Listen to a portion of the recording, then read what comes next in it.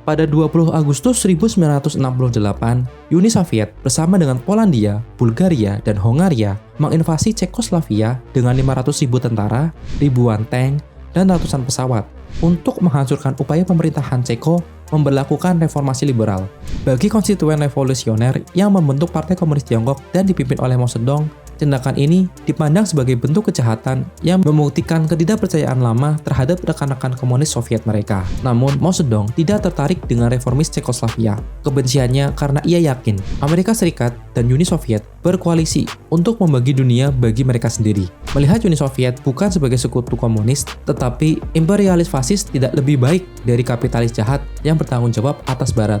54 tahun kemudian, hal yang tak terpikirkan terjadi di Ukraina. Rusia melancarkan invasi secara penuh terhadap Ukraina dan menjadikan konflik Eropa terbesar sejak tahun 1940-an. Penduduk Ukraina berbondong-bondong menyelamatkan diri dari serangan Rusia. Di sisi lain, Rusia mendapatkan kecaman dari berbagai negara di dunia. Hal tersebut mempengaruhi kondisi ekonomi Rusia. NATO dan sekutunya telah menutup akses udara untuk pesawat Rusia. Amerika Serikat dan Jerman bahkan memberikan bantuan senjata militer kepada Ukraina dengan nilai yang tinggi. Propaganda Putin ini menjadikan Rusia sebagai negara paria, layaknya Iran dan Korea Utara.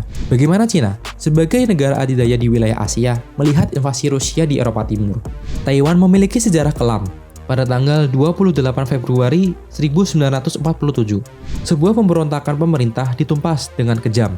Para pembangkang diburu dan dibunuh. Saat itu, partai yang berkuasa adalah Partai KMT. Namun hari ini, Taiwan adalah negara demokratis dan kaya akan sumber daya.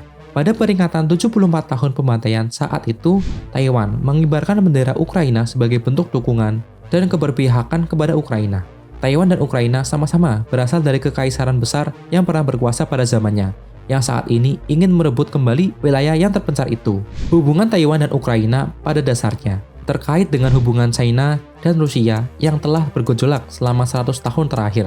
China sempat mengutuk Uni Soviet atas invasinya kepada Cekoslovakia pada tahun 1968.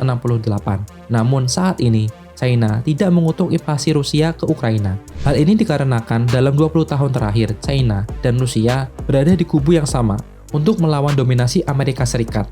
China adalah negara pembangkit tenaga listrik manufaktur, tetapi kekurangan sumber daya energi mentah sehingga membutuhkan Rusia. Sedangkan Rusia memiliki sumber daya yang melimpah, namun membutuhkan modal yang besar untuk memperluas baris ekonomisnya.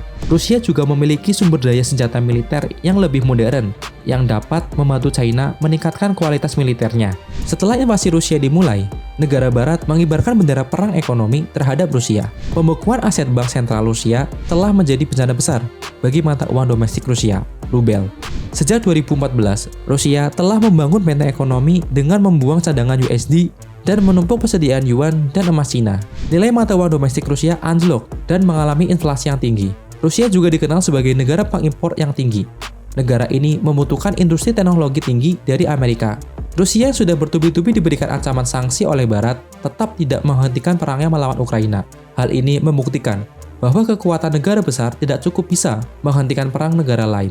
Bantuan militer Amerika dan Eropa kepada Ukraina tidak membuat Rusia mengalah. Justru dengan yakin, Rusia bisa meruntuhkan pemerintahan Ukraina. China yang melihat bagaimana negara Barat membantu Ukraina membuat China berpikir kemungkinan keberpihakan Barat dalam perangnya dengan Taiwan. Taiwan merupakan negara penting di dunia ini dalam perdagangan.